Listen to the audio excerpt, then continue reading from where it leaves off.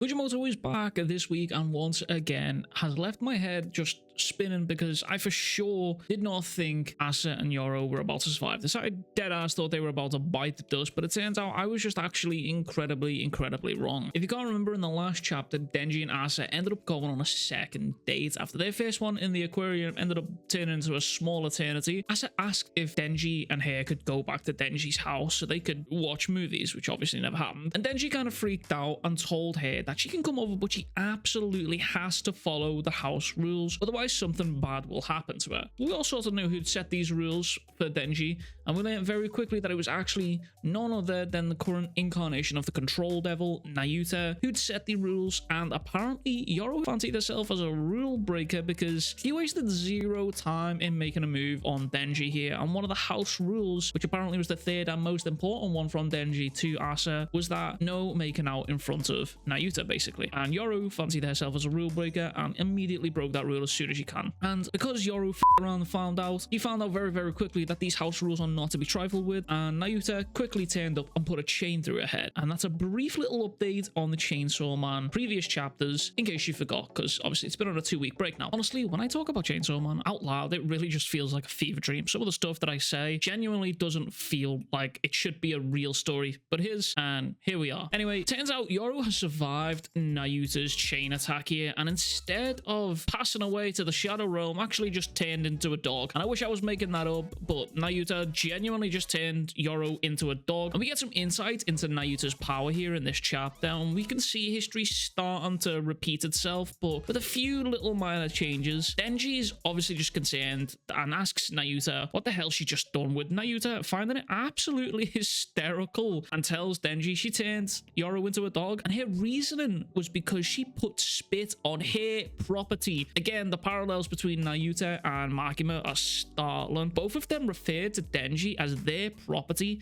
Nayuta likely doesn't even see Denji as a human, as a real human. If this is how she refers to him, she's referring to him as his property. But where Makima only saw Chainsaw Man, I wonder if Nayuta might be the opposite and only sees Denji rather than Chainsaw Man, and has actually no regard for Chainsaw Man and instead just wants Denji because he basically helps her life be better. He's her source to ice cream, basically. But we get more interaction between Nayuta and Denji, and honestly, I love it. Like, the little sister, big brother vibes that come from them two sharing panel time is actually such a good read and so entertaining to read. The two end up talking about how every woman that Denji meets wants to kill them. And again, it makes me feel as if Nayuta is somewhat concerned about Denji, but then also at the same time isn't, and only cares about herself and her own selfish, control devilish needs. But, I mean, maybe that's just me, or maybe Fujimoto has genuinely just given me PTSD over any character with rings in their eyes, because I know that this is obviously just a kid, and the way that these two are acting is like basically a big brother, little sister. It just gives me red alarm flags ringing and flying around in my head here. That didn't make sense, but you know what I mean. But Nayuta agrees to turn Yoro back on 2 conditions. 1, Nayuta can have ice cream every day, and then 2, being that Denji stops getting friendly with her, with Nayuta saying that Denji would be better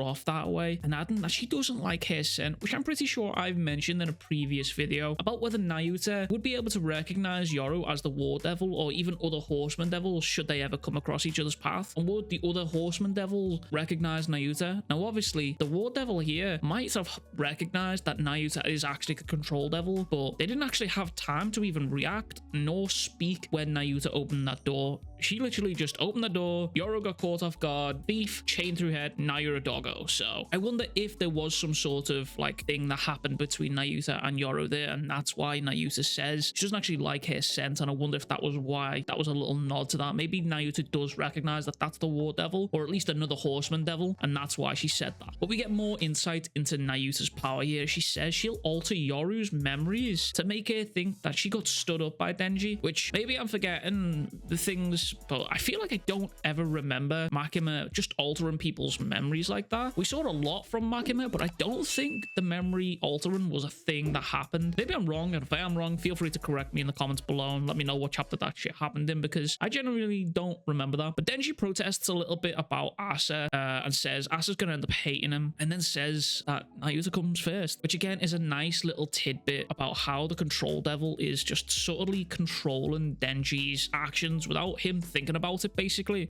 without him even potentially realizing it, should I say. Even though a couple of chapters ago, Denji was literally just saying how he was now going to start thinking for himself and no longer letting anyone control him. Obviously, that just hasn't lasted that long. But I said it before, and I'll say it again. The interactions between Nayuta and Denji feel so wholesome, like brother-sister-like, but it also feels like history is just repeating itself over and over and over again here. We cut over to Asa looking mighty confused outside the school where Denji was actually supposed to meet her, and Asa goes over how much she basically didn't like Denji and how much it was all just for the plan and how that she's a solitary animal and it was all just the hormones and all that good shit. And honestly, we all just know that this is just straight up copium. Asa 100% has feelings for Denji, and honestly, I'm actually so down for this relationship to possibly continue, and I hope it kind of does. I hope it's salvageable from this point on. Like, yeah, sure, she doesn't remember Nayuta, but obviously she remembers that Denji and her were supposed to have a date. So I hope that that relationship is salvageable, and I hope Denji can maybe pull out some sort of bullshit excuse and maybe win it back over, because honestly, I want to see Denji get some happiness, even if it's for a little bit. Denji deserves some happiness, and honestly, I kind of feel like Asa does as well, because at the end of the day,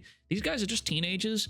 They have just been thrown into this crazy ass world filled with devils, and Fujimoto is just the puppet master playing with them. But right at the end of the chapter, guess who shows up? None other than Hirofumi Yoshida. And man, I'm telling you, this dude gives off all of the bad juju. I swear, aligned that this dude is going to have some sort of major prevalence to the story to come. And I stand by my theory of him being the Death Devil.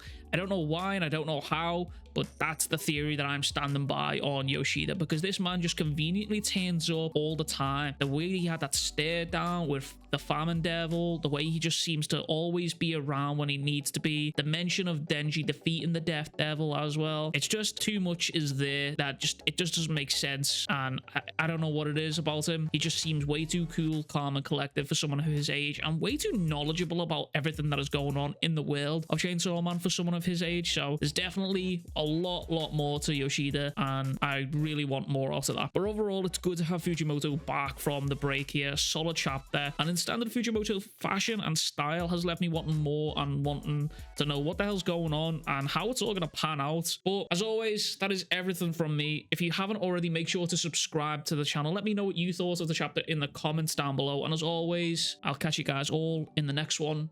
Much love, big kisses.